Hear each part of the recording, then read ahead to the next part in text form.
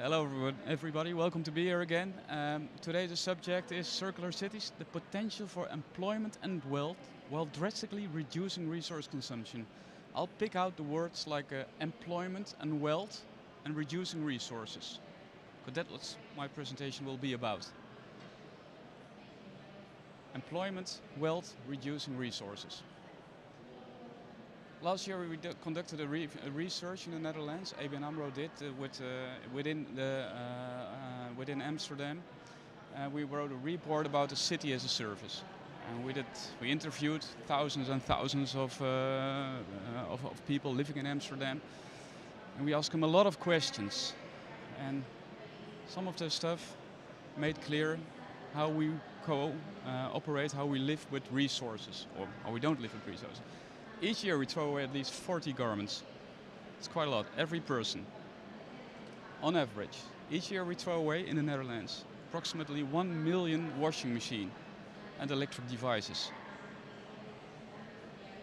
This is not my garage, nor a banker's garage, but 20% of us own more than one car. I mean, why?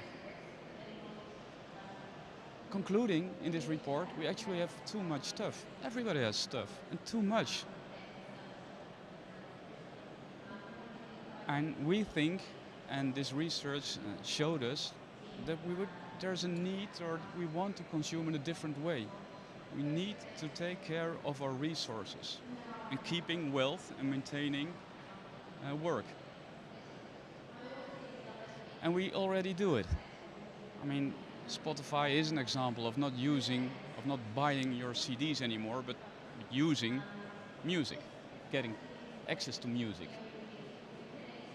So what can we do for the resources, maintaining wealth, employability? There's 5 circular business models, and as Pablo also mentioned, we're talking about circular economy. It's about business, it's about profit as well. Sustainability will help, circularity will help in making a better world, but also a profitable world. So what to do with all the resources, with all the stuff and the materials? Don't throw them away. Design things which are repairable. And sharing, making more efficient use of the economy, the linear economy, circular economy. And reuse raw materials. Well, obviously, don't throw it away, but try to reuse it. Then you have to rethink designing. And circular raw materials. Use materials which are easy to reuse again. And there's one particular interesting of these 5 business models, which is very interesting for us as a bank, but also very interesting in the scope of using less raw material, which is the product as a service system. And I don't know if everybody is familiar with it, so I'll shortly describe it.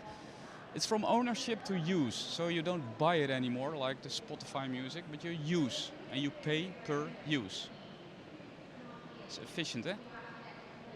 And then everything will become a service at the moment that you need it. And the ownership will not be yours or mine, but from the entrepreneur, who would like to desperately keep on holding his resources and his raw materials and taking them back at the end of the life cycle and reusing them then. It's his material. Products will be returned. And this will lead to a more efficient economy, which the circular economy is also a more efficient economy, efficiency in time, in resources and in raw materials.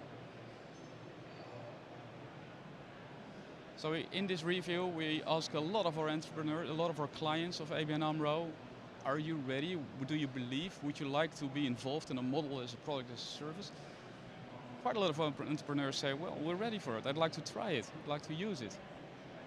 Technology is moving forward, as Pablo also stated, and the Madaster platform is a big help. But more and more of these platforms and data will be available.